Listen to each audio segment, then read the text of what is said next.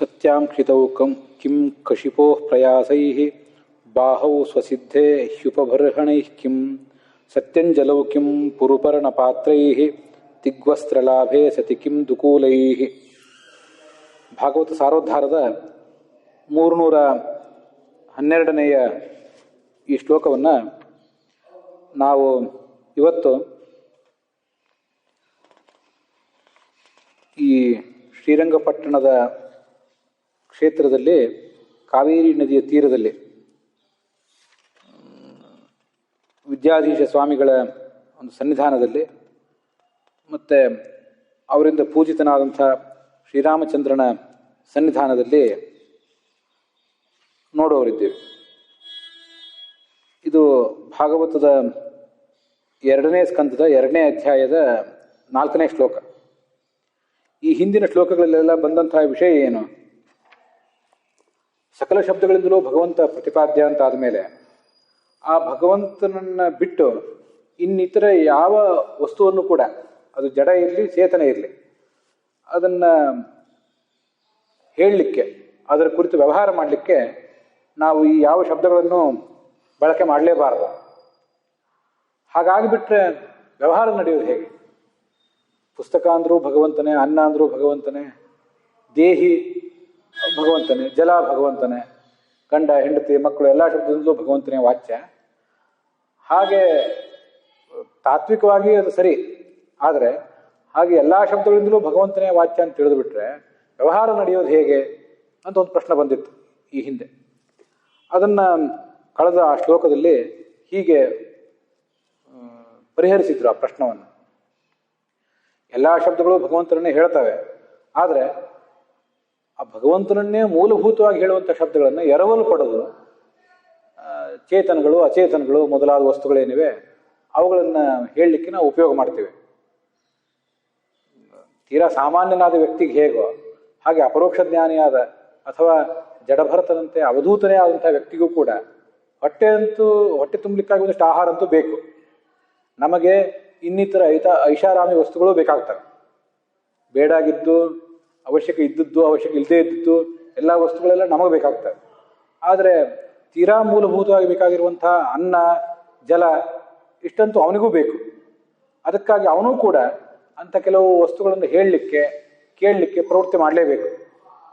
ಅದರಿಂದ ಪ್ರವೃತ್ತಿ ಮಾಡಬೇಡ್ರಿ ಅಂತಲ್ಲ, ನಮ್ಮ ಧೋರಣೆ, ನಮ್ಮ ಸಿದ್ಧಾಂತ ಅದು ಜೀವನಕ್ಕೆ ವಿಮುಖವಾದ್ದಲ್ಲ, ಜೀವನವನ್ನು ಹಾಳು ಮಾಡಿಕೊಡ್ಲಿ ಅಂತ ಹೇಳಿಲ್ಲ.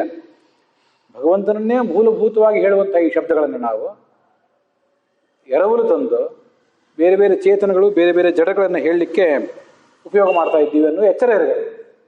ಜಗತ್ತನ್ನು ಹೇಳುವಂಥ, ಜಗತ್ತನ್ನು ಕುರಿತು ವ್ಯವಹಾರ ಮಾಡುವಾಗೆಲ್ಲ ಈ ಎಚ್ಚರ ಇರಬೇಕು.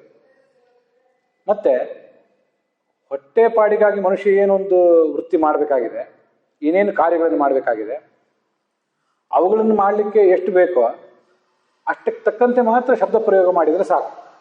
ಮಾತು ಕತೆ ಇವೆಲ್ಲ ಏನಿವೆ ನಮ್ಮ ದೈನಂದಿನ ಜೀವನ ನಡೀಲಿಕ್ಕೆ ಎಷ್ಟು ಬೇಕೋ ಅಷ್ಟು ಮಾತ್ರ ಮಾಡಿದರೆ ಸಾಕು. ಆವಾಗ ಮೂಲಭೂತವಾಗಿ ಭಗವಂತನನ್ನೇ ಹೇಳುವಂಥ ಶಬ್ದಗಳನ್ನು ಬೇರೆ ಕಡೆ ಉಪಯೋಗ ಮಾಡುವುದು ಸೀಮಿತ ಆಗ್ತದೆ. ಅದಲ್ಲದೇ ನಮ್ಮ ಮೋಜಿಗಾಗಿ, ನಮ್ಮ ವಾಕ್ಚಾಪಲ್ಯಕ್ಕಾಗಿ ನಾವು ಮಾತನಾಡುವುದಾದರೆ ಆವಾಗ ಭಗವಂತನನ್ನು ಹೇಳುವ ಶಬ್ದಗಳನ್ನೇ ಬೇಕಾಬಿಟ್ಟಿಯಾಗಿ ನಮ್ಮ ಮೂಲಭೂತ ಜೀವನ ಅವಶ್ಯಕತೆಗಿಂತಲೂ ಹೆಚ್ಚಾಗಿ ಬಳಕೆ ಮಾಡಿ ಆ ಶಬ್ದಗಳ ಮೌಲ್ಯವನ್ನು ನಾವು ಕಳೆದಂತಾಗ್ತದೆ. ಮುಖ್ಯವಾಗಿ ಆತ್ಮ ಪ್ರಶಂಸೆ, ಪರನಿಂದೆ ಮತ್ತು ಪರರನ್ನು ಕೂಡ ಅನಗತ್ಯವಾಗಿ ಓಲೈಸುವುದು, ಅವರನ್ನು ಪ್ರಶಂಸೆ ಮಾಡಿ ನಮ್ಮ ಬೇಳೆ ಬೇಯಿಸ್ಕೊಳ್ಳೋದು, ಇಂಥ ಪ್ರವೃತ್ತಿಗಳೇನಿವೆ ಅವಕ್ಕೆಲ್ಲ ಒಂದು ಕಡಿವಾಣ ಬೀಳ್ತದೆ. ಆದ್ದರಿಂದ ಮೂಲಭೂತವಾಗಿ ಎಲ್ಲ ಶಬ್ದಗಳು ಭಗವಂತನನ್ನೇ ಹೇಳ್ತವೆ, ಅವುಗಳ ಮೌಲ್ಯವನ್ನು ನಾವು ಕಳಿಬಾರ್ದು ಅನ್ನೋ ಎಚ್ಚರ ಇದ್ದರೆ ಇಂಥ ವ್ಯರ್ಥವಾದ ಮಾತುಗಳು ಇದಕ್ಕೆಲ್ಲ ಒಂದು ಹತೋಟೆ ಹಾಕಿದಂತಾಗ್ತದೆ, ಕಡಿವಾಣ ಹಾಕಿದಂತಾಗ್ತದೆ ಅನ್ನೋದು ಈ ಹಿಂದಿನ ಶ್ಲೋಕದಲ್ಲಿ ಬಂತು. ಮತ್ತೆ ಮೂಲಭೂತವಾಗಿ ಮನುಷ್ಯ ಜನಸಾಮಾನ್ಯರು ಬದುಕಿರೋ ರೀತಿ ಒಂದು, ದೊಡ್ಡವರು ಬದುಕಿರೋ ರೀತಿ, ಜ್ಞಾನಿಗಳಾದವರು ಬದುಕಿರುವಂಥ ರೀತಿ ಮತ್ತೊಂದಿರ್ತದೆ. ಜ್ಞಾನಿಗಳು ಹೇಗೆ ಬದುಕ್ತಾರೆ ಅನ್ನೋದನ್ನು ಇವತ್ತಿನ ಈ ಶ್ಲೋಕದಲ್ಲಿ ಹೇಳ್ತಾರೆ. ಸಾಮಾನ್ಯರಾದವರು ಹೇಗೆ ಬದುಕಬೇಕು, ಭಗವಂತನನ್ನೇ ಹೇಳುವ ಶಬ್ದಗಳನ್ನು ಬೇರೆ ಬೇರೆ ಪದಾರ್ಥಗಳನ್ನು ಹೇಳಲಿಕ್ಕೆ ಉಪಯೋಗ ಮಾಡಿ, ನಿಮ್ಗೆ ಎಷ್ಟು ಬೇಕೋ ಅಷ್ಟೇ ಮಾತುಕತೆ ಆಡಿ, ಅದಕ್ಕಿಂತ ಹೆಚ್ಚಿನ ವ್ಯರ್ಥವಾದ ಮಾತುಗಳು ಬೇಡ ಅಂತ ಹಿಂದೆ ಬಂದಿತ್ತು. ಈಗ ಜನಸಾಮಾನ್ಯರು ವರ್ತಿಸುವ ರೀತಿಗಿಂತ ಜ್ಞಾನಿಯಾದವನು ಹೇಗೆ ವರ್ತಿಸ್ತಾನೆ, ಆ ಜೀವನದ ಆದರ್ಶ ಹೇಗಿರಬೇಕು ಅನ್ನೋದನ್ನು ಇಲ್ಲಿ ತಿಳಿಸ್ತಾರೆ. ಈಗಿಲ್ಲಿ ನಾವು ನೋಡುವಂಥ ರೀತಿ ಏನಿದೆ ಇದು ಅತ್ಯುನ್ನತವಾದ ಆದರ್ಶ. ತೀರಾ ಸಾಮಾನ್ಯರಿಗಿದು ಸಾಧ್ಯ ಆಗಲಿಕ್ಕೇ ಇಲ್ಲ. ಆದರೆ ಆಧುನಿಕ ಭಾಷೆಯಲ್ಲಿ ಯಾವುದನ್ನು ನಾವು ಮಿನಿಮಲಿಸಮ್ ಅಂತೀವಲ್ಲ, ತೀರಾ ಸೀಮಿತವಾದ ಅವಶ್ಯಕತೆಗಳನ್ನ ಅಷ್ಟೇ ಇಟ್ಕೊಂಡು ಸರಳವಾದ ಬದುಕನ್ನು ಬದುಕುವುದು, ಸಿಂಪಲ್ ಲಿವಿಂಗ್ ಹೈ ಥಿಂಕಿಂಗ್ ಅಂತ ಏನಂತೀವಿ, ಅಥವಾ ಮಿನಿಮಲಿಸಮ್ ಅಂತ ಏನಂತೀವಿ, ಅಂಥ ಒಂದು ಜೀವನದ ರೀತಿ ಇದು. ಈ ಯೋಗಿಗಳೇನಿರ್ತಾರೆ ಪಕ್ವ ಯೋಗಿಗಳು ಅಂತ, ಆ ಪಕ್ವ ಯೋಗಿಗಳಿಗೆ ಎರಡು ಥರದ ಅವಸ್ಥೆ, ಮೊದಲನೇ ಅವಸ್ಥೆ ಎರಡನೇ ಅವಸ್ಥೆ ಅಂತ ಎರಡು ಥರದ್ದಿರ್ತದೆ. ಅಲ್ಲೇ ಅವರಿಗೆ ಆ ಎರಡನೇವ್ರು ಏನಿರ್ತಾರಲ್ಲ, ನಾವು ದೇಹಧಾರಿಗಳಾಗಿದ್ದೀವಿ, ನಮಗೊಂದು ದೇಹ ಇದೆ ಅನ್ನೋ ಎಚ್ಚರ ಅವ್ರಿಗೆ ಇರ್ತದೆ. ಆ ಮೊದಲನೇವನು ನನಗೊಂದು ದೇಹ ಇದೆ ಅನ್ನೋ ಎಚ್ಚರವನ್ನೇ ಮೀರಿಬಿಟ್ಟಿರ್ತಾನೆ. ಈ ಪಾಂಚಭೌತಿಕ ವಸ್ತುಗಳ ಕಡೆಗೆ ಅವನ ಗಮನವೇ ಇರೋದಿಲ್ಲ. ತಾನು ಸುತ್ತಮುತ್ತಲಿರುವಂಥ ಪಾಂಚಭೌತಿಕ ವಸ್ತುಗಳ ಬಗ್ಗೆನೂ ಅವನ ಗಮನ ಇರೋದಿಲ್ಲ. ತನ್ನದೇ ಆದ ದೇಹ, ನನ್ನ ತಂದೆ ತಾಯಿಯಿಂದ ಬಂದ ದೇಹ ಇದು, ಜಡವಾದ ದೇಹ. ನಾನು ಆ ದೇಹದಲ್ಲಿ ಇರುವ ಒಬ್ಬ ಆತ್ಮ, ನಾನು ದೇಹಿ ಆಗಿದ್ದೀನಿ ಅನ್ನೋ ಎಚ್ಚರವೂ ಅವನಿಗಿರೋದಿಲ್ಲ. ಅದ್ರ ಬಗ್ಗೆ ಗಮನವೇ ಅವನಿಗಿರೋದಿಲ್ಲ. ಅದು ತೀರಾ ಉನ್ನತ ಅವಸ್ಥೆ. ಎರಡನೇ ಅವರಿಗೆ ನಮಗೊಂದು ದೇಹ ಇದೆ, ಆದರೆ ದೇಹ ಅನಗತ್ಯ, ಇರುವಷ್ಟು ದಿವಸ ಇರ್ತದೆ, ಹೋಗುವಾಗ ಹೋಗ್ತದೆ, ಇದ್ರ ಬಗ್ಗೆ ಬಹಳ ಅಕ್ಕರೆ ಆಸ್ಥೆ ಏನು ಬೇಡ ಅಂತ ಹೀಗಿರ್ತದೆ. ಈ ಅವಧೂತರು ಅತಿಪಕ್ವ ಯೋಗಿಗಳು ಅಂತನೋರು ಮೊದಲನೇ ಅವರು. ಅವರಷ್ಟು ಪಕ್ವರಲ್ಲದೆ ಹೋದ್ರು ಕೂಡ ಎರಡನೇವರು ಪಕ್ವರೇ. ಹೀಗೆ ನೀವು ನಾಳೆ ಪುಸ್ತಕವನ್ನು ನೋಡುವಾಗ ಅದನ್ನ ಸ್ವಲ್ಪ ಗಮನಿಸ್ಬೇಕು. ಎರಡನೇ ಅವಸ್ಥೆಯವರಿಗೆ ತಾವು ಶರೀರಧಾರಿಗಳಾಗಿದ್ದೀವಿ ಅನ್ನೋ ಎಚ್ಚರ ಒಂದು ಸ್ವಲ್ಪ ಇರ್ತದೆ, ಅದ್ರ ಬಗ್ಗೆ ತೀರಾ ಕಾಳಜಿ ಇರೋದಿಲ್ಲ. ಮೊದಲನೇ ಅವರಿಗೆ ತಾವು ದೇಹಧಾರಿಗಳಾಗಿದ್ದೀವಿ ಅನ್ನುವಂಥ ಎಚ್ಚರವೇ ಇರೋದಿಲ್ಲ. ದೇಹ ಅನ್ನೋದವ್ರಿಗೆ ತೀರಾ ನಗಣ್ಯ ಆಗಿಬಿಡ್ತದೆ. ಅದನ್ನು ಒಂದು ಕಡೆ ಈ ಗೀತಾ ಪ್ರಸ್ಥಾನದಲ್ಲಿ ಆಚಾರ್ಯ ಹೇಳ್ತಾರೆ, ಈ ಪಾಂಡವಾನಾಂಚ ಮುಕ್ತಾನಾಂ ಅಂತರಂ ಕಿಂಚಿ ದೇವಹಿ ಅಂತ. ಪಾಂಡವರಿಗೂ ಮುಕ್ತರಿಗೂ ವ್ಯತ್ಯಾಸ ಎಷ್ಟು? ಪಾಂಡವರು ಎಷ್ಟು ದೊಡ್ಡವರಾಗಿದ್ರು ಅಂದರೆ, ಮುಕ್ತರಿಗೆ ಲಿಂಗದೇಹ ಹೋಗಿರ್ತದೆ, ಪಾಂಡವರಿಗೆ ಹೋಗಿಲ್ಲ, ಇಷ್ಟೇ ವ್ಯತ್ಯಾಸ. ಹೆಚ್ಚು ಕಡಿಮೆ ಇವರು ಮುಕ್ತರೇ, ಮೋರ್ ದನ್ ಮುಕ್ತರು ಅಂತ ತಿಳ್ಕೊಬೋದು ಬೇಕಾದ್ರೆ. ಆದರೆ ಇವ್ರಿಗೆ ಇನ್ನೂ ಲಿಂಗ ದೇಹ ಇದೆ. ಅದನ್ನೇ ದಗ್ಧಪಟಾಯಮಾನ ಅಂತ ಹೇಳೋದು ಅದನ್ನೇ. ಒಂದು ಬಟ್ಟೆಯನ್ನು ನಾವು ಎಲ್ಲಿಯೋ ಒಂದು ಕಡೆ ಇಟ್ಟಿದ್ದೇವೆ, ಅದಕ್ಕೇನೋ ಬೆಂಕಿ ತಾಗಿಯೋ ಅಥವಾ ಕರೆಂಟ್ ತಾಗಿಯೋ ಅದು ಸುಟ್ಟು ಹೋಯ್ತು. ಸುಟ್ಟು ಹೋದಾಗ ನಾವು ಅದಕ್ಕೆ ಕೈ ಮುಟ್ಟುವ ತನಕ ಅದು ಹೇಗೆ ನಾವು ಮಡಿಕೆ ರೂಪದಲ್ಲಿ ಇಟ್ಟಿರ್ತೀವಿ ಹಾಗೇ ಇರ್ತದೆ. ಆದ್ರೆ ಆ ಬಟ್ಟೆ ತೊಗೊಂಡು ಉಟ್ಕೊಳ್ಳಿಕ್ಕೇನೋ ಗೊತ್ತಿರೋದಿಲ್ಲ. ಗಟ್ಟಿಮುಟ್ಟಾದ ಹೊಸ ಬಟ್ಟೆಯನ್ನು ನಾವು ಹೇಗೆ ಉಟ್ಕೊಳ್ಳಿಕ್ಕೆ ನಾವು ಉಪಯೋಗ ಮಾಡ್ತೀವಿ, ಹಾಗೆ ಈ ಸುಟ್ಟ ಬಟ್ಟೆಯಿಂದೇನು ಉಪಯೋಗ ಇರೋದಿಲ್ಲ. ಹಾಗೆ ಲಿಂಗದೇಹ ಅನ್ನೋದು ಅವ್ರಿಗೆ ಇನ್ನೂ ಇದೆ. ಯಾಕೆಂದ್ರೆ ಮುಕ್ತಿಗೆ ಹೋಗ್ಲಿಕ್ಕೆ ಇನ್ನೂ ವಿಳಂಬ ಇರೋದರಿಂದ ಅಷ್ಟೇ. ಸದ್ಯ ಇವರು ಸಾಧನೆ ಎಲ್ಲ ಪಕ್ವ ಮಾಡ್ಕೊಂಡಿದ್ರು ಕೂಡ ಮುಕ್ತಿಗೆ ಹೋಗ್ಬೇಕಾದ ಕಾಲ ಇನ್ನೂ ವಿಳಂಬ ಇದೆ. ಆದ್ರಿಂದ ಅವ್ರು ಮುಕ್ತಿಗೆ ಹೋಗಿಲ್ಲ ಅಷ್ಟೇ. ಅಷ್ಟು ಬಿಟ್ರೆ ಅವ್ರ ಸಾಧನೆ ಎಲ್ಲ ಬಹುತೇಕ ಮುಗ್ದಂತೆ. ಅದಕ್ಕೆ ಶರೀರವನ್ನ ಅಂತ ದೊಡ್ಡ ಜ್ಞಾನಿಗಳ ದೇಹವನ್ನು ದಗ್ಧಪಟಾಯಮಾನ, ಸುಟ್ಟ ಬಟ್ಟೆ ಅಂತಿರುವ ಲಿಂಗದೇಹ ಅಂತ ವರ್ಣನೆ ಮಾಡ್ತಿರ್ತಾರೆ. ಅಷ್ಟು ವಿಶಿಷ್ಟವಾದಂತಹ ಯೋಗ್ಯತೆ ಇದ್ದವರು ಕೆಲವರು ಇರ್ತಿರ್ತಾರೆ. ಅಂಥವರಿಗೆ ಆ ದೇಹದಿಂದಲೂ ಏನೂ ಆಗ್ಬೇಕಾಗಿರೋದಿಲ್ಲ. ಆ ದೇಹದ ಬಗ್ಗೆ ಯಾವ ಅಭಿಮಾನವೂ ಅವರಿಗೆ ಇರೋದಿಲ್ಲ. ಅವರಿಗೆ ಹಾಗಾದ್ರೆ ಹೇಗೆ ಜೀವನ ನಡೀತದೆ? ನಮಗೆ ನಿಮಗೆ ಕೆಲವು ಹೊತ್ತಿಗೆ ಊಟ ಮಾಡಿ ಕೆಲವು ಹೊತ್ತಾದ ಕೂಡಲೇ ಮತ್ತೆ ಹೊಟ್ಟೆ ಹಸದಂತ ಅನಿಸ್ತದೆ, ಮತ್ತೇನೋ ಬೇಕಾಗ್ತದೆ, ಐಷಾರಾಮಿ ವಸ್ತುಗಳು ಬೇಕಾಗ್ತವೆ. ಇವ್ರ ಸ್ಥಿತಿ ಹೇಗಿರ್ತದೆ ಅಂದ್ರೆ, ಅವರು ಎಲ್ಲವೂ ಭಗವಂತನ ದಯೆಯಿಂದ ಸಿದ್ಧ ಆಗ್ತದಂತ ಅವ್ರಿಗೆ. ಆದ್ರಿಂದ ಅವ್ರು ಏನನ್ನೂ ಬಯಸೋದೇ ಇಲ್ಲ. ಆದ್ರಿಂದ ಜನಸಾಮಾನ್ಯರಾದವರು, ಈಗ ನಾವು ಒಬ್ಬ ವಿದ್ವಾಂಸ ಅಂತ ಕರ್ಸ್ಕೊಂಡ್ಮೇಲೆ, ಕನಿಷ್ಠ ಪಕ್ಷ ವಿದ್ವಾನ್ ಅಂತ ಒಂದು ಡಿಗ್ರಿ ಇದ್ದ ಮೇಲೆ ಎಲ್ಲಾ ಶಬ್ದಗಳು ಭಗವಂತನನ್ನು ಹೇಳ್ತವೆ ಅಂತ ಅವನಿಗೊಂದು ಚೆನ್ನಾಗಿ ತೀರ್ಮಾನ ಆಗಿರ್ತದೆ. ಆದರೆ ತಂದೆ ತಾಯಿ ಮನೆ ಮಠ ಅನ್ನ ನೀರು ಇತ್ಯಾದಿ ವ್ಯವಹಾರ ಮಾಡೇ ಮಾಡ್ತಿರ್ತಾನೆ. ಯಾಕೆಂದ್ರೆ ಇವನಿಗೆ ಇನ್ನಿತರ ವಸ್ತುಗಳ ಅವಶ್ಯಕತೆ ಇರ್ತದೆ. ಯೋಗಿ ಆಗಿಲ್ಲ ಇವನು, ಯೋಗಿಯೂ ಆಗಿಲ್ಲ, ಪಕ್ವಯೋಗಿಯೂ ಆಗಿಲ್ಲ ಇವನು. ಆದರೆ ಆ ಪಕ್ವಯೋಗಿಗಳಾದವರಿಗೆ ಈ ಸಾಮಾನ್ಯ ಮನುಷ್ಯನಷ್ಟು ಅವಶ್ಯಕತೆಯೂ ಇರೋದಿಲ್ಲ. ಅನ್ನ ಕೊಡು, ನೀರು ಕೊಡು, ಔಷಧ ಕೊಡು ಅಂತಲೂ ಯಾರನ್ನೂ ಬೇಡುವ ಅಗತ್ಯ ಅವರಿಗಿರೋದಿಲ್ಲ. ಹಾಗಾದ್ರೆ ಹೇಗೆ ಜೀವನ ನಡೀತದೆ ಅಂದ್ರೆ ಅದನ್ನು ಹೇಳ್ತಾರೆ. ಒಬ್ಬ ಯೋಗಿಗೆ ನೆಲದ ಮೇಲೆ ಮಲ್ಕೊಂಡು ನಡೀತದೆ, ನಿದ್ದೆ ಬರ್ತದೆ ಅವನಿಗೆ. ಹಾಗಿರುವಾಗ ಹಾಸಿಗೆ ಹಾಕ್ಬೇಕು ಅವನಿಗೆ. ಸತ್ಯಾಂ ಕ್ಷಿತವು ಕಿಂ ಕಶಿಪೋಹ ಪ್ರಯಾಸೈಹಿ. ಕಶಿಪು ಅಂದ್ರೆ ಹಾಸಿಗೆ, ಹಾಸಿಗೆ ಅಥವಾ ದಿಂಬು. ಅದರಲ್ಲೇ ಹಿರಣ್ಯಕಶಿಪುವನ್ನು ಹಿರಣ್ಯಕಶಿಪು ಅಂತ ಕರಿತಿದ್ರು. ಸಾಮಾನ್ಯವಾದ ಹಾಸಿಗೆ ಮೇಲೆ ಮಲ್ಕೊಂಡು ಅವನಿಗೆ ನಿದ್ದೆ ಬರ್ತಿರ್ಲಿಲ್ಲ. ಬಂಗಾರದ ಹಾಸಿಗೆ, ಬಂಗಾರದ ತಲೆದಿಂಬು, ಬಂಗಾರದ ಪರ್ಯಂಕ, ಬಂಗಾರದ ಲೋಡುಗಳು ಇಂಥದನ್ನ ಇಟ್ಕೊಂಡು ಅವನು ಮಲ್ಕೊಳ್ಳೋ ಪ್ರಯತ್ನ ಮಾಡ್ತಿದ್ದ. ಕಶಿಪು ಅಂದ್ರೆ ಹಾಸಿಗೆ ಮಾತ್ರ ಅಲ್ಲ, ಆಸನವೂ ಹೌದು. ಅದು ಒಂದು ವೈಭವದ ಸಂಕೇತ ಅದು. ಹಿರಣ್ಯಕಶಿಪು ಎಲ್ಲವನ್ನೂ ಬಂಗಾರವನ್ನಾಗಿ ಮಾಡ್ಕೊಂಡವನು. ಹಿರಣ್ಯಾಕ್ಷ ಸಂಪತ್ತಿನ ಕಡೆಗೇನೆ ಕಣ್ಣಿಟ್ಟವನು. ಅಕ್ಷ ಅಂತ ಕಣ್ಣು, ಯಾವತ್ತು ಸಂಪತ್ತು, ವೈಭವ, ಆಡಂಬರ ಅದ್ರ ಬಗ್ಗೆನೇ ಕಣ್ಣಿಟ್ಟವನು ಅಂತ ಅದರ ತಾತ್ಪರ್ಯ. ನೆಲದ ಮೇಲೆ ಮಲ್ಕೊಳ್ಳಿಕ್ಕೆ ಬರ್ತದಲ್ಲ, ನೆಲದ ಮೇಲೆ ಮಲ್ಕೊಂಡ್ರೆ ನಿದ್ದೆ ಬರ್ತದಲ್ಲ. ಹಾಗಿರುವಾಗ ನಾವು ಒಂದು ಹಾಸಿಗೆಯನ್ನು ತರಬೇಕಾದ ಅಗತ್ಯ ಏನಿದೆ? ಹಾಸಿಗೆಯನ್ನು ಅರಸುವ ಅಗತ್ಯ ಏನಿದೆ ಅವನಿಗೆ, ದೊಡ್ಡ ಜ್ಞಾನಿಗೆ? ಇಲ್ಲ. ಇನ್ನು ಆಯ್ತು, ನೆಲದ ಮೇಲೆ ಮಲಗ್ತೀರಿ, ಸರಿ, ನಿಮ್ಗೆ ದಿಂಬು ಬೇಕಲ್ಲ ಅಂತಂದ್ರೆ ದಿಂಬೆ ಹಾಕ್ಬೇಕು. ಕೆಲವು ಸರಿ ನಾವು ಕೂಡ ಮನೆಯಿಂದ ಹೊರಗೆ ಬಂದಾಗೆಲ್ಲ ಎಲ್ಲಾ ಕಡೆ ದಿಂಬಿದ್ರೆ ನಿದ್ದೆ ಬರ್ತದೆ ಅಂತ ಏನಿಲ್ಲ. ದಿಂಬು ಇಲ್ಲದೆ ಇದ್ರೂ ನಾವು ನಿದ್ದೆ ಮಾಡಿದ್ವಲ್ಲ ಇವತ್ತು ಅಂತ. ನಮ್ಮ ತೋಳನ್ನೇ ತಲೆದಿಂಬಾಗಿಟ್ಕೊಂಡು ನಾವು ನಿದ್ದೆ ಮಾಡ್ತೇವಲ್ಲ. ಆದ್ರಿಂದ ದಿಂಬಿಗಾಗಿ ಯಾಕೆ ಪ್ರಯತ್ನ ಪಡಬೇಕು? ದಿಂಬಿಲ್ಲ ಅಂತ ತಗಾದೆ ಯಾಕೆ ತೆಗಿಬೇಕು? ಉಪಬರ್ಹಣೆ ಕಿಂ ಸತಿ ಅಂಜಲವು ಕಿಂ ಪುರು ಪರ್ಣ ಪಾತ್ರೈಹಿ.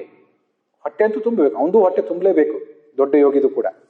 ಅದು ಹೊಟ್ಟೆ ಹೇಗೆ ತುಂಬ್ತದೆ ಅಂತಂದ್ರೆ, ಬೊಗಸೆ ಹೊಡ್ತಾನೆ, ಆ ಬೊಗಸೆಯಲ್ಲಿ ಯಾರು ಆಹಾರ ಕೊಡ್ತಾರೆ ಒಂದಿಷ್ಟು, ಅದನ್ನು ತಿಂತಾನೆ, ಅದರಿಂದ ಹೊಟ್ಟೆ ತುಂಬ್ತದೆ. ಆದ್ರಿಂದ ಹಾಗಿರುವಾಗ ಚೆನ್ನಾಗಿ ತಯಾರು ಮಾಡಿದಂತಹ ಒಂದು ದೊನ್ನೆ ಆಗಲಿ, ಒಂದು ಎಲೆ ಆಗಲಿ, ಅವನಿಗೇನು ಅಗತ್ಯ ಇದೆ? ಇದು ಬಹಳ ಮಹತ್ವದ್ದು.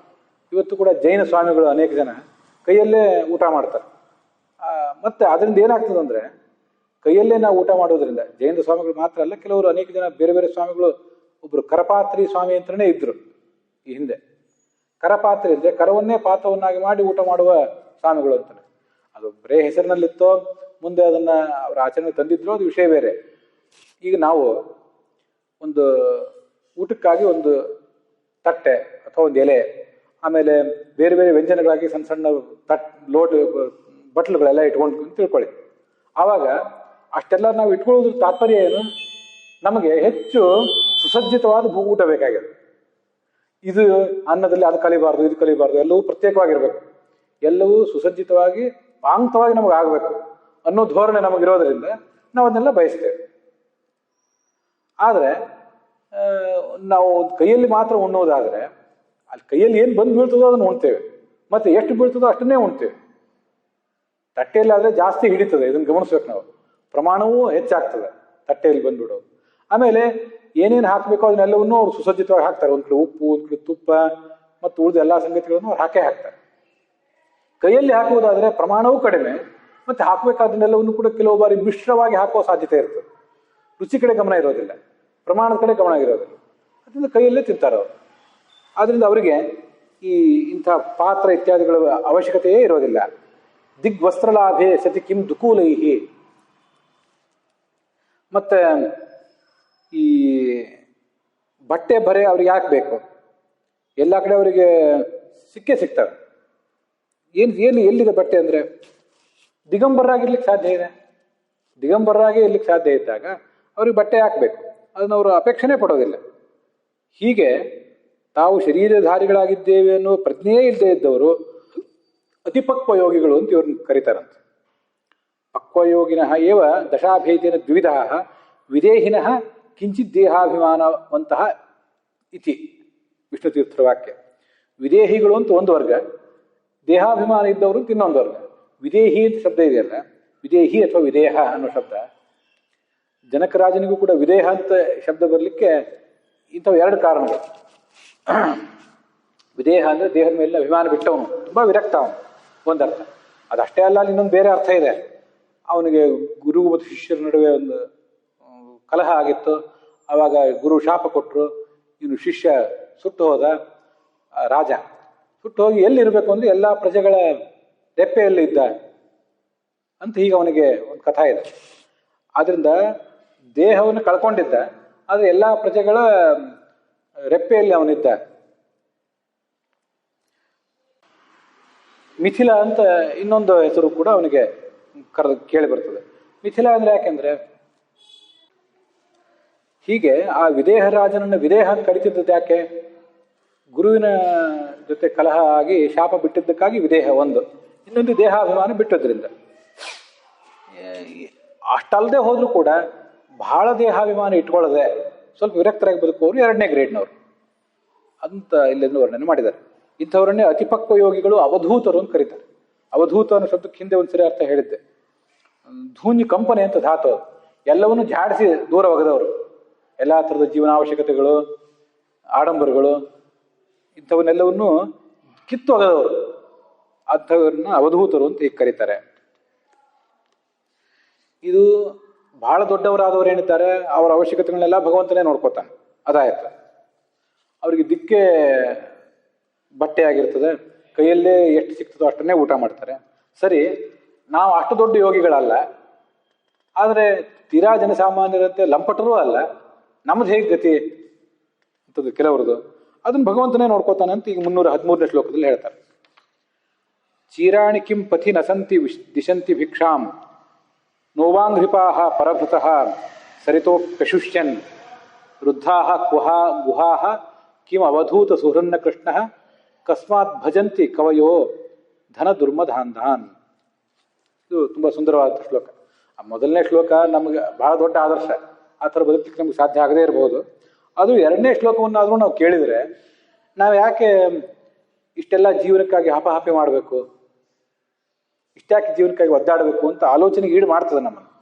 ನೋಡಿ, ಚೀರಾಣಿ ಕಿಂ ಪತಿ ನಸಂತಿ, ನಿಮಗೇನು ಬಟ್ಟೆ ಬರೆನೇ ಇಲ್ವಾ? ಯಾಕೆ ಬಟ್ಟೆ ಬರೆ ಬಗ್ಗೆ ಇಷ್ಟೊಂದು ಒದ್ದಾಡ್ತೀರಿ? ಎಲ್ಲರೂ ಮಾಡುವುದು ಹೊಟ್ಟೆಗಾಗಿ, ಗೇಣು ಬಟ್ಟೆಗಾಗಿ. ಆ ಗೇಣು ಬಟ್ಟೆ ಉಟ್ಕೊಳ್ಳೋ ಸಲುವಾಗಿ ನೀವು ಇಷ್ಟೊಂದು ದುಡಿಬೇಕು, ಇಷ್ಟೊಂದು ಪ್ರಯತ್ನ ಪಡಬೇಕು, ಇಷ್ಟೊಂದು ಒದ್ದಾಡ್ಬೇಕಾ?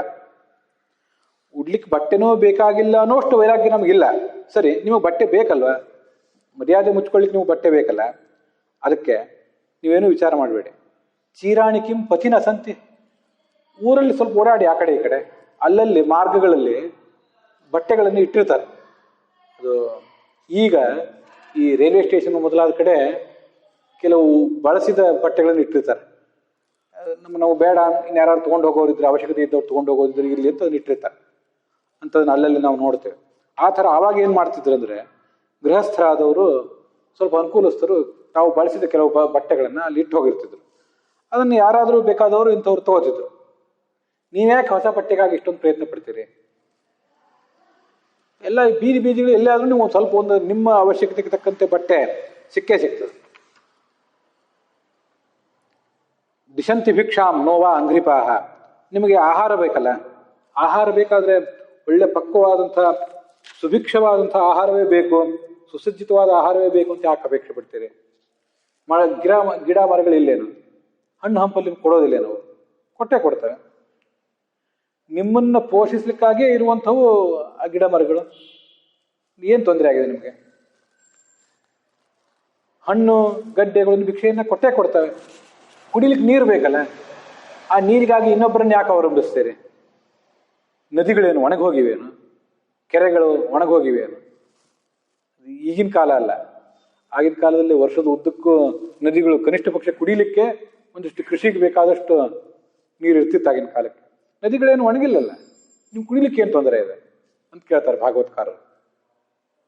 ಮತ್ತೆ ಮಲಗಲಿಕ್ಕೆ ಮನೆ ಬೇಕು ಅಂತಂದ್ರೆ ಮನೆನೇ ಯಾಕೆ ಬೇಕ್ರಿ? ಗುಹೆಗಳಲ್ಲಿ ಬದುಕಲಿಕ್ಕೆ ಬರೋದಿಲ್ಲೇನು? ನಮ್ಮಂಥವ್ರಿಗೆ ಬರ್ಲಿಕ್ಕಿಲ್ಲ, ಆದರೂ ಗುಹೆಗಳಲ್ಲಿ ಬದುಕುವವರು ಇವತ್ತು ಇದ್ದಾರೆ. ಹಿಮಾಲಯದಂತಹ ಪರಿಸರದಲ್ಲಿ ಅಂಥವ್ರು ಇದ್ದೇ ಇದ್ದಾರೆ. ಗುಹೆಗಳ ಬಾಗಿಲೆಲ್ಲ ಮುಚ್ಚೋಗಿದೆಯೇನ? ವೃದ್ಧಾಹ ಗುಹಾಹ ಮುಚ್ಚಿದೇನೂ ಇಲ್ಲ. ಪ್ರಾಣಿಗಳು ಬದುಕ್ತಾವೆ ಅಂತ ನೀವು ಯಾಕೆ ಬದುಕಲಿಕ್ಕೆ ಸಾಧ್ಯ ಆಗೋದಿಲ್ಲ? ಮತ್ತೆ ಕಿಂ ಅವಧೂತ ಸುಹೃನ್ನ ಕೃಷ್ಣ, ನಮಗೆಲ್ಲರಿಗೂ ಕೂಡ ಬೆಂಗಾವಲಾಗಿ ಕೃಷ್ಣ ಇಲ್ಲೇನು? ನಾವೀಗ ಕೃಷ್ಣ ಇದ್ದಾನೆ ಅಂತ ವಿಶ್ವಾಸ ಇಟ್ಟಿಲ್ಲ. ಭಗವಂತ ನಮ್ಮನ್ನು ಏನೇ ಆಗಲಿ ಕಾಪಾಡ್ತಾನೆ ಅಂತ ವಿಶ್ವಾಸ ಇಟ್ಟಿಲ್ಲದೆ ಇರೋದು ನಮ್ಮ ಸಮಸ್ಯೆ. ವಸ್ತುತಃ ಅವನು ಇದ್ದಾನೆ ಅಂದಮೇಲೆ ಅವರಿವರನ್ನು ನೀವು ಯಾಕೆ ಅವಲಂಬಿಸ್ತೀರಿ? ಬೇಡಿದರೆ ನೊಡೆಯೇನು ಬೇಡುವೆ ಅಂತ ಅವನನ್ನೇ ಬೇಡ್ರಿ, ಉಳಿದವ್ರನ್ನ ಯಾಕೆ ಬೇಡ್ತೀರಿ? ಅವಧೂತ ಸುಹೃತ್, ಎಲ್ಲ ಸಾಂಸಾರಿಕ ಬಂಧನಗಳನ್ನು ಅಭಿಮಾನಗಳನ್ನು ಕಿತ್ತೊಗೆದವರು ಯಾರು ಇರ್ತಾರಲ್ಲ, ಅವರಿಗೆ ಸ್ನೇಹಿತನಾಗಿ, ಅವರ ರಕ್ಷಕನಾಗಿ, ಅವರ ಯೋಗಕ್ಷೇಮ ನೋಡ್ಕೊಳ್ಳುವವನಾಗಿ ಕೃಷ್ಣ ಇಲ್ಲೇನು? ಕಸ್ಮಾತ್ ಭಜಂತಿ ಕವಯೋ ಧನ ದುರ್ಮದಾಂಧಾನ್. ಇದು ತುಂಬ ಮಹತ್ವದ ಮಾತು. ದೊಡ್ಡ ದೊಡ್ಡ ಜ್ಞಾನಿಗಳು ಕೂಡ ಕವಿಗಳು, ಜ್ಞಾನಿಗಳು ಅಥವಾ ಪಂಡಿತರು ಕೂಡ ಧನದ ಮದ ಇರುವಂತಹ ದೊಡ್ಡ ದೊಡ್ಡ ಶ್ರೀಮಂತರನ್ನ, ಸಾಹುಕಾರರನ್ನ ಹೋಗಿ ಬೇಡುವುದು ಯಾಕೆ? ನೀವು ಮರ್ಯಾದೆಗೆಟ್ಟು ಅವ್ರ ಮುಂದೆ ನಿಂತು ನಿಮ್ಮ ಜೀವನ ಅವಶ್ಯಕತೆಗಳನ್ನ ಅವ್ರ ಮೂಲಕ ಪೂರೈಸಿಕೊಳ್ಳುವುದು ಯಾಕೆ? ಭಗವಂತನೇ ಕೊಡ್ಲಿಕ್ಕಿರುವಾಗ ಅವನು ಎಂದು ನಿಮ್ಗೆ ಇಲ್ಲ ಅನ್ನೋದಿಲ್ಲ, ನಿಮ್ಗೆ ಅವನೆಂದು ಅವಮಾನ ಮಾಡೋದಿಲ್ಲ, ನಿಮ್ಮನ್ನೆಂದು ಅವನು ಗೇಲಿ ಮಾಡೋದಿಲ್ಲ. ಹಾಗಿರುವಾಗ ಬೇರೆ ಯಾರನ್ನು ಅವಲಂಬಿಸಿ ಯಾಕೆ ಕಷ್ಟಪಡ್ತಾ ಇದ್ದೀರಿ ಅಂತ ಅಲ್ಲಿ ಕೇಳ್ತಾರೆ. ನನಗೆ ಅನೇಕ ಕಡೆ ಭಾಗವತದಲ್ಲೇ ಬಂದಿರುವಂತಹ ಮಾತೊಂದು ನೆನಪಿಗೆ ಬರ್ತದೆ. ಔಪಸ್ಥ್ಯ ಜೈಷ್ಯ ಕಾರ್ಪಣ್ಯಾತ್ ಗೃಹಪಾಲಾಯತೆ ಜನಃ ಅಂತ. ಮನುಷ್ಯನಿಗೆ ಇರುವುದು ಎರಡು ತೆವಲು, ಒಂದು ಜಿಹ್ವಾ ಚಾಪಲ್ಯ, ಒಂದು ಉಪಸ್ಥದ ಚಾಪಲ್ಯ. ಹೊಟ್ಟೆ ತುಂಬ ಅವನಿಗೆ ಆಹಾರ ಬೇಕು, ರುಚಿಕರವಾದ ಆಹಾರ ಬೇಕು. ಇನ್ನೊಂದು ಉಪಸ್ಥ ಚಾಪಲ್ಯ ಅಂದ್ರೆ ಸ್ತ್ರೀಗಾಗಲಿ ಪುರುಷನಿಗಾಗಲಿ, ಸ್ತ್ರೀಗೆ ಪುರುಷನ ಬಗ್ಗೆ, ಪುರುಷನಿಗೆ ಸ್ತ್ರೀಯ ಬಗ್ಗೆ ಆಕರ್ಷಣೆ, ಮತ್ತೆ ತಾನು ಒಂದು ಸ್ತ್ರೀಯ ಜೊತೆಗೆ ಸೇರಿ, ಸ್ತ್ರೀ ಒಬ್ಬ ಪುರುಷನ ಜೊತೆಗೆ ಸೇರಿ ಒಂದು ತನ್ನದೇ ಆದ ಯೂನಿಟ್ ಮಾಡ್ಕೋಬೇಕು, ತನ್ನದೇ ಆದ ಒಂದು ಕುಟುಂಬ ಮಾಡ್ಕೋಬೇಕು, ಆ ಮೂಲಕ ಬದುಕಬೇಕು. ಇದು ಉಪಸ್ಥ ಚಾಪಲ್ಯ ಅನ್ನೋದನ್ನು ಸ್ವಲ್ಪ ವಿಸ್ತರಿಸಿ ಹೇಳಿದೆ ಅಷ್ಟೆ. ಇವು ಎರಡರಿಂದಲೇ ಅಲ್ವ ನಾವು ಪ್ರೇರಣೆ ಪಡೆದು ಇದನ್ನು ಹತ್ತಿಕ್ಕಲಿಕ್ಕೆ ಆಗದೇನೆ ನಾವು ದುಡಿತಾ ಇದ್ದೇವೆ, ಕಷ್ಟಪಟ್ಟು ದುಡಿತಾ ಇದ್ದೇವೆ. ಕೆಲವು ಕಡೆ ಪ್ರಾಮಾಣಿಕವಾಗಿ ದುಡಿತೇವೆ, ಕೆಲವು ಕಡೆ ಅಪ್ರಾಮಾಣಿಕವಾಗಿ ದುಡಿತೇವೆ, ಕೆಲವು ಕಡೆ ಏನೇನನ್ನೋ ಬಿಟ್ಟು ದುಡಿತೀವಿ. ನಿನ್ನೆ ಮೊನ್ನೆ ಅದನ್ನ ಹೇಳಿದೆ. ಜಗತ್ತಿನಲ್ಲಿ ಪ್ರಾಮಾಣಿಕವಾಗಿ ದುಡ್ಡು ಗಳಿಸಿದವರು ಕೂಡ ತುಂಬಾ ಜನ ಇದ್ದಾರೆ, ಅವರೇನೂ ಅನ್ಯಾಯ ಮಾಡಿಲ್ಲ, ಆದರೆ ಎಷ್ಟು ಕಷ್ಟಪಟ್ಟಿದ್ದಾರೆ ಅದಕ್ಕಾಗಿ. ಇನ್ನು ಕೆಲವರು ಅಪ್ರಾಮಾಣಿಕವಾಗಿ ದುಡ್ಡು ಗಳಿಸಿದ್ದಾರೆ. ಯಾರ್ಯಾರು ಏನೇನನ್ನು ಬಿಟ್ಟು ದುಡ್ಡು ಗಳಿಸಿದ್ದಾರೋ ಅದು ಅವರವ್ರಿಗೆ ಗೊತ್ತು. ಯಾರೋ ಶೀಲವನ್ನೇ ಬಿಟ್ಟಿದ್ದಾರೆ, ಮತ್ತಾರೋ ಮಾನ ಮರ್ಯಾದೆಗಳನ್ನು ಬಿಟ್ಟಿದ್ದಾರೆ, ಮತ್ತಾರೋ ಧರ್ಮವನ್ನೇ ಬಿಟ್ಟಿದ್ದಾರೆ, ನೀತಿ ಬಿಟ್ಟಿದ್ದಾರೆ.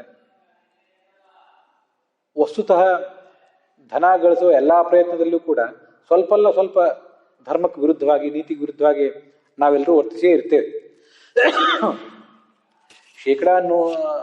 100% ಪ್ರಾಮಾಣಿಕವಾಗಿ ಧನವನ್ನು ಗಳಿಸ್ಲಿಕ್ಕೆ ಸಾಧ್ಯ ಇಲ್ಲೇನೋ, ಇರಬಹುದು, ಇಲ್ವೇ ಇಲ್ಲ ಅಂತೂ ನಾನು ಹೇಳ್ತಿಲ್ಲ, ಹಾಗೂ ಆಗಬಹುದು. ಆದರೆ ಹೀಗೂ ಆಗುವ ಸಾಧ್ಯತೆನೂ ಒಂದಿದೆ. ಅಂತೂ ಅವರಿವರನ್ನು ಬೇಡುವುದು ಯಾಕೆ? ಗೃಹಪಾಲಾಯತೆ ಜನಃ. ಗೃಹ ಅಂದ್ರೆ ಮನೆ, ಪಾಲ ಅಂದ್ರೆ ಮನೆ ಕಾಯುವ ನಾಯಿ. ಬಾಹ್ಯ ಚಾಪಲ್ಯ, ಜಿಹ್ವಾ ಚಾಪಲ್ಯ ಮತ್ತು ಉಪಸ್ಥ ಚಾಪಲ್ಯದ ಪ್ರೇರಣೆಗೊಳಗಾಗಿಯೇ ಈ ಮನುಷ್ಯ ಮನೆ ಕಾಯುವ ನಾಯಿಯಾಗಿದ್ದಾನೆ. ಇವನನ್ನೇ ದಾಸರು ಡೊಂಕು ಬಾಲದ ನಾಯಕರೇ ನೀವೇನು ಊಟ ಮಾಡಿದಿರಿ ಅಂತ ಕೇಳಿದ್ರು ಇದೇ ಮನುಷ್ಯನ. ನಿಮ್ಮ ಬಾಲ ಡೊಂಕು, ಬಹಳ ಸರಿ ಹೇಳಿದ್ದೇನೆ ನಾನು. ಬಾಲ ಅಂದ್ರೆ ಬುದ್ಧಿ ಸಂಕೇತ. ಅದು ಬಾಲ ಅಂದ್ರೆ ನಾಯಿಯ ಬಾಲ, ಅದು ನಾಯಿಯ ಭಾವನೆಗಳ ಬುದ್ಧಿಗಳ ಸಂಕೇತ. ಅದು ಸಿಟ್ಟು ಬಂದಾಗ ಬಾಲ ಒಂಥರ ಚಲಿಸ್ತದೆ, ಅದು ಮಾಲೀಕನ ಹತ್ರ ದೈನ್ಯವನ್ನು ತೋರಿಸುವಾಗ ಒಂಥರ ಬಾಲ, ಹೆಣ್ಣು ನಾಯಿ ಜೊತೆ ಪ್ರೀತಿ ತೋರಿಸುವಾಗ ಮತ್ತೊಂಥರ ಅಲಗಾಡ್ತದೆ. ಬಾಲ ಅನ್ನೋದು ಬುದ್ಧಿಗೆ ಸಂಕೇತ ನಾಯಿಗೆ, ಉಳಿದೆಲ್ಲ ಪ್ರಾಣಿಗಳಿಗೂ, ವಿಶೇಷತಃ ನಾಯಿಗೆ. ಡೊಂಕು ಬಾಲದ ನಾಯಿ ಅಂದ್ರೆ ಡೊಂಕು ಬುದ್ಧಿಯ ನಾಯಕರೇ ನೀನು ಜೀವ, ಈ ಸಂಸಾರಕ್ಕೆ ಮಧ್ಯದಲ್ಲಿ ನೀನು ಏನು ಊಟ ಮಾಡಿದಿ? ಎಲ್ಲೋ ಹೋಗ್ತಾನೆ. ಸಾರಮೇಯೋ ಯಥಾ ದೀನಃ ಕ್ಷುತ್ಪರೀತೋ ಗೃಹಂ ಗೃಹಂ, ಭಾಗವತದ ಮಾತು. ಹಸಿವಿನಿಂದ ಕಂಗೆಟ್ಟ ನಾಯಿ ಮನೆಯಿಂದ ಮನೆಗೆ ಓಡಾಡ್ತದೆ. ಅಲ್ಲಿ ಕೆಲವರು ಅದಕ್ಕೆ ದೊಣ್ಣೆ ಪೆಟ್ಟಾದ್ರು ಕೊಡ್ತಾರೆ, ದಿಷ್ಟಂ ಓದನಂ ದಂಡಮೇವ. ಇದರ ಅದೃಷ್ಟ ಸರಿ ಇದ್ರೆ ಯಾರು ಒಂದಿಷ್ಟು ಅನ್ನ ಹಾಕ್ತಾರೆ, ಅದೃಷ್ಟ ಸರಿ ಇಲ್ಲದ್ರೆ ದೊಣ್ಣೆ ತೊಗೊಂಡು ಹೊಡೆದೋ, ಕೋಲ್ ತೊಗೊಂಡು ಹೊಡೆದೋ ಅಥವಾ ಕಲ್ಲು ತೊಗೊಂಡು ಹೊಡೆದೋ ಅದನ್ನ ಓಡಿಸಿ ಆದ್ರೂ ಬಿಡ್ತಾರೆ. ಇಂಥ ದುಸ್ಥಿತಿ ಆ ನಾಯಿಗೆ ಬರ್ತದೆ ಅಂತ ಅದನ್ನ ಹೇಳಿದ್ದನ್ನ ಅದನ್ನೇ. ಈ ನೋಡಿ, ನಮಗೆ ತೀರಾ ಹಣ್ಣು ಹಂಪಲೇ ತಿಂದು ಬದುಕುವಷ್ಟು ಅಷ್ಟು ಸ್ಥೈರ್ಯ ನಮಗಿಲ್ಲ. ನಾವು ಪಕ್ವವಾದ ಆಹಾರವೇ ಬೇಕಾಗ್ತದೆ, ಬೇಯಿಸಿದ ಆಹಾರವೇ. ಆದರೆ ನನಗೊಂದ್ಸರಿ ಇದನ್ನೆಲ್ಲ ಓದ್ಕೊಂಡು ಕೂತ್ಕೊಂಡಾಗ ಅನಿಸಿದ್ದು, ಮತ್ತೆ ಆ ನಾಯಿ ಉದಾಹರಣೆ, ಬೇರೆ ಬೇರೆ ಪ್ರಾಣಿಗಳ ಉದಾಹರಣೆ ಎಲ್ಲ ನೋಡಿದಾಗ ನಾನು ವೈಯಕ್ತಿಕ ಜೀವನದಲ್ಲಿ ನೋಡಿದ್ದ. ಈಗ ನಮಗೆ ಅನ್ನ ಬೇಕು, ಅನ್ನಕ್ಕೆ ಕೆಲವು ವ್ಯಂಜನಗಳು ಬೇಕು, ಅದ್ರ ಜೊತೆಗೆ ರೊಟ್ಟಿಯೋ ಚಪಾತಿಯೋ ಇಂಥದ್ದು ಬೇಕು, ಅದಕ್ಕೂ ನಾನಾ ಥರದ ಸಲಕರಣೆಗಳು ಬೇಕು. ಒಂದು ಇಲ್ಲದೆ ಹೋದ್ರೂ ನಮ್ಮ ಊಟನೇ ಆಗೋದಿಲ್ಲ, ಅವತ್ತು ನಮ್ಗೆ ರುಚಿಯೇ ಹತ್ತೋದಿಲ್ಲ, ಹಂಗೆ ಎದ್ದು ಬಿಡ್ತೀವಿ ಬೇಕಾದ್ರೆ. ಆದ್ರೆ ಒಂದು ವಿಚಾರ ನೋಡಿ, ಅದೇ ರೊಟ್ಟಿಯನ್ನು ತೊಗೊಂಡು ಬೀದಿಗೆ ಸೇರಿ ನಾಯಿ ಬಂದು ತಿಂತದೆ. ಅದಕ್ಕೇನಾದರೂ ವ್ಯಂಜನ ಇಲ್ಲ, ಪಲ್ಯ ಇಲ್ಲ, ಸಾಧನ ಇಲ್ಲ, ಉಪ್ಪಿನಕಾಯಿ ಇಲ್ಲ, ಚಟ್ನಿ ಇಲ್ಲ ಅಂತ ಅದೇನು ತಕರಾರು ತೆಗೆಯೋದಿಲ್ಲ. ಮತ್ತೆ ನಾಯಿ, ಒಂದು ಹಂದಿ, ಅವು ಎಷ್ಟು ದಷ್ಟಪುಷ್ಟ ಆಗಿವೆ, ಆರಾಮಾಗಿ ಇವೆಲ್ಲ. ಮತ್ತೆ ಹಾಗಾದ್ರೆ ಅದರಿಂದ ನಾವ್ಯಾಕೆ ಕಲ್ತ್ಕೊಳ್ಳೋದಿಲ್ಲ ಅಂತ ಅನೇಕ ಬಾರಿ ನನಗೆ ಅನಿಸಿದ್ದೆ. ನಮ್ಗೆ ಆಹಾರ ಬೇಕಾಗಿರುವುದು ದೇಹದ ಪೋಷಣೆಗೋಸ್ಕರ. ಅದಕ್ಕಿಂತ ಹೆಚ್ಚಿನ ಅಗತ್ಯ ಏನೂ ಇಲ್ಲ ಆಹಾರದಲ್ಲಿ. ಆದರೆ ನಾವು ಹೋಮೋಸೇಪಿಯನ್ ಅಂತ, ಹೋಮೋಸೇಪಿಯನ್ ಮಾನವ ಅಂತ ನಮ್ಮನ್ನು ನಾವು ಕರ್ಕೋತೇವೆ. ಹೋಮೋಸೇಪಿಯನ್ ಅಂದರೆ ವಿಚಾರವಾದಿ ಮಾನವ ಅಂತೇವೆ. ವಾಸ್ತವಿಕವಾಗಿ ಇವನು ಎಷ್ಟು ವಿಚಾರ ಮಾಡ್ತಿದ್ದಾನೆ, ಎಷ್ಟು ವಿವೇಕಿ ಆಗಿದ್ದಾನೆ ಇವನು ಅನ್ನೋದ್ರ ಮೇಲೆ ನಾವು ಸ್ವಲ್ಪ ಆತ್ಮವಿಮರ್ಶೆ ಮಾಡಬೇಕಾಗಿದೆ. ನಮ್ಮದು ವಿಚಾರ ಮಾಡುವುದೆಲ್ಲ ಬಿಟ್ಟು ಅವಿಚಾರಿಗಳು ಅವಿವೇಕಿಗಳೇ ಆಗಿ ಬದುಕ್ತಾ ಇದ್ದೇವೆ. ಆಗಿರೋದ್ರಿಂದಲೇ ನಮಗೆ ತೀರಾ ಸೂಕ್ಷ್ಮವಾದ ಜಿಹ್ವಾ ಚಾಪಲ್ಯ, ಉಡ್ಲಿಕ್ಕೆ ಹೊದ್ಕೊಳ್ಳಿಕ್ಕೆ ತೀರಾ ನವಿರಾದಂತಹ ಬಟ್ಟೆಗಳೇ ಬೇಕಾಗಿವೆ. ಇಂಥ ಸ್ಥಿತಿಯೆಲ್ಲ ನಾವು ಬಂದಿರೋದು ಈ ಕಾರಣಕ್ಕಾಗಿ. ಮತ್ತು ಈ ಕಾರಣಕ್ಕಾಗಿಯೇ ನಾವು ಎಲ್ಲ ಥರದ ಧರ್ಮಗಳನ್ನು ಪರಿತ್ಯಾಗ ಮಾಡಿ, ಎಲ್ಲ ಥರದ ನೀತಿ ನ್ಯಾಯ ಇತ್ಯಾದಿಗಳೆಲ್ಲವನ್ನು ಕೂಡ ಪರಿತ್ಯಾಗ ಮಾಡಿ, ನಾನಾ ಥರದ ವೃತ್ತಿ ಉದ್ಯೋಗ ಇತ್ಯಾದಿಗಳನ್ನು ಮಾಡ್ತಿದ್ದೇವೆ. ಕೆಲವು ಕಡೆ ಧರ್ಮ ನೀತಿ ಇತ್ಯಾದಿಗಳನ್ನು ಬಿಟ್ಟಿರ್ತೇವೆ. ಅದನ್ನು ಬಿಟ್ಟಿಲ್ಲದೆ ಹೋದರೂ ಕೂಡ ಶ್ರಮ ಅಂತೂ ಬಹಳ ಆಗ್ತದೆ. ಶ್ರಮ ಇಲ್ಲದೇನೆ ಧನ ಸಂಪಾದನೆ ಆಗೋದಿಲ್ಲ. ಬೇರೆ ಯಾರಿಗಲ್ಲಿ ಕಳ್ಳತನ ಮಾಡಬೇಕಂದ್ರೂ ಬಹಳ ಶ್ರಮ ಇದೆ. ದುಡ್ಡು ಗಳಿಸೋ ಕಾರ್ಯ ಅದೇನಷ್ಟು ಸುಲಭದ ಕೆಲಸ ಅಲ್ಲ ಅದು. ಇಲ್ಲಿ ಸಾಧೂನಾಂ ಸಮಚಿತ್ತಾನ ಮುಕುಂದ ಚರಣೈಷಿಣಾಂ ಉಪೇಕ್ಷೈ ಕಿಂ ಧನಸ್ತಂಭೈ ಅಸದ್ಭಿರಸದಾಶ್ರಯೈ ಅಂತ ಕೆಲವು ಭಾಗವತದಲ್ಲೇ ಬಂದಂಥ ಕೆಲವು ಶ್ಲೋಕಗಳನ್ನು ವಿಷ್ಣು ತೀರ್ಥರು ಉದ್ಧರಿಸ್ತಾರೆ. ನಳಕೂಬರ ಮರಿಗ್ರೀವರು ಅಂತ ಆ ವೃಕ್ಷದ ರೂಪದಲ್ಲಿದ್ದರಲ್ಲ, ಕೃಷ್ಣ ಅವರನ್ನು ಕಿತ್ತಾಕಿದ್ನಲ್ಲ, ಅವರಿಗೆ ನಾರದ ಹೇಳುವಂಥ ಮಾತು, ಈ ಸಜ್ಜನರು ಭಗವಂತನ ಪಾದಕಮಲವನ್ನು ಆಶ್ರಯಿಸಬೇಕು, ಮತ್ತೆ ಉಳಿದ ಮಣ್ಣು ಇತ್ಯಾದಿ ಎಲ್ಲವನ್ನು ಕೂಡ ತಿರಸ್ಕಾರ ಮಾಡಬೇಕು. ಅದ್ರ ಬಗ್ಗೆ ಏನೂ ಅವರಿಗೆ ಗಮನ ಇರಬಾರ್ದು. ಯಾರು ತಮ್ಮ ಸಮೀಪದಲ್ಲಿ ದುರ್ಜನರು ಬಂದರೆ, ಈ ಕೇವಲ ಸಂಪತ್ತನ್ನೇ ಅಪೇಕ್ಷಿಸ್ತಾ, ಧನವನ್ನೇ ಅಪೇಕ್ಷಿಸ್ತಾ, ಸ್ಥಾನಮಾನಗಳನ್ನೇ ಅಪೇಕ್ಷಿಸುವಂಥ ದುರ್ಜನರು ಬಂದರೆ ಅವ್ರನ್ನ ದೂರ ಇಡಬೇಕಂತ. ಅಂಥ ದುರ್ಜನರಿಂದ ನಿಮಗೇನಾಗಬೇಕಾಗಿದೆ, ಸಜ್ಜನರಿಗೆ ಏನಾಗಬೇಕಾಗಿದೆ, ಅಂಥವ್ರು ಸಹವಾಸ ಮಾಡಿ ಏನಾಗಬೇಕಾಗಿದೆ. ಮತ್ತು ಆ ದುರ್ಜನರು ತಮ್ಮ ಸ್ವಭಾವಕ್ಕನುಸಾರವಾಗಿ ಇನ್ನೊಬ್ಬ ದುರ್ಜನರಿಗೆ ಆಶ್ರಯ ಕೊಡ್ತಾರೆ. ನೀವು ಸಜ್ಜನರು ಹೋದರೆ ನಿಮ್ಮನ್ನು ಅವರೇನು ಆಧರಿಸೋದೂ ಇಲ್ಲ. ದರಿದ್ರಸ್ಯೈವ ಯುಜ್ಯಂತೆ ಸಾಧವ ಸಮದರ್ಶಿನಃ ಸದ್ಭಿ ಕ್ಷಿಣೋತಿ ತರ್ಷಂ ತಥಾ ಆರಾಧ್ಯ ಸಿದ್ಧ್ಯತಿ. ದರಿದ್ರನಿಗೆ ಅಹಂಕಾರ ಇರೋದಿಲ್ಲ, ವಿನಯ ಇರ್ತದೆ, ಸ್ವಲ್ಪ ಹಂಬಲ್ನೆಸ್ ಇರ್ತದೆ. ಅಂಥವನಿಗೆ ಈ ಸಾಧು ಸಜ್ಜನರ ಸಮಾಗಮ ಆಗ್ತದೆ. ಮನುಷ್ಯ ಧನದ ಮದ ಪಡೆದರೆ, ಸ್ಥಾನಮಾನಾಪನ್ನ ಆಗಿಬಿಟ್ರೆ ಉಳಿದವ್ರ ಬಗ್ಗೆ ಅವನಿಗೆ ಗಮನವೇ ಬರೋದಿಲ್ಲ. ಸಜ್ಜನರನ್ನು ಗೌರವಿಸಬೇಕು, ಸಾಧು ಸಂತರನ್ನು ಗೌರವಿಸಬೇಕು ಅಂತ ಕಾಣಿಸೋದೇ ಇಲ್ಲ ಅವರಿಗೆ. ಹೀಗೆ ಧನ ಸ್ಥಾನ ಮಾನ ಇವುಗಳು ಕಡಿಮೆ ಇದ್ದಷ್ಟು ಅವನಿಗೆ ಭಗವದ್ಭಕ್ತರ ಭಾಗವತರ ಜ್ಞಾನಿಗಳ ಸಂಪರ್ಕ ಆಗ್ತದೆ. ಆ ಮೂಲಕ ವಿಷಯಾಸಕ್ತಿಯನ್ನು ಆತ ಹತೋಟಿಯಲ್ಲಿಡ್ಲಿಕ್ಕೆ ಸಾಧ್ಯ ಆಗ್ತದೆ.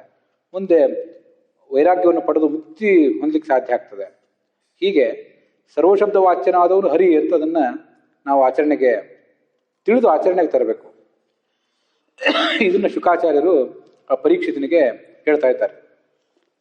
ನಮ್ಮ ಇಂದ್ರಿಯಗಳನ್ನು ನಾವು ತೃಪ್ತಿಪಡಿಸಬೇಕು ಅಂತ ಆಲೋಚನೆ ಮಾಡಿ, ಇಂದ್ರಿಯ ತರ್ಪಣಾರ್ಥಂ ಯಥಾಕಾಮಂ ನ ವ್ಯವಹರ್ತವ್ಯಂ. ಇಂದ್ರಿಯಗಳ ದಾಸರಾಗಿ,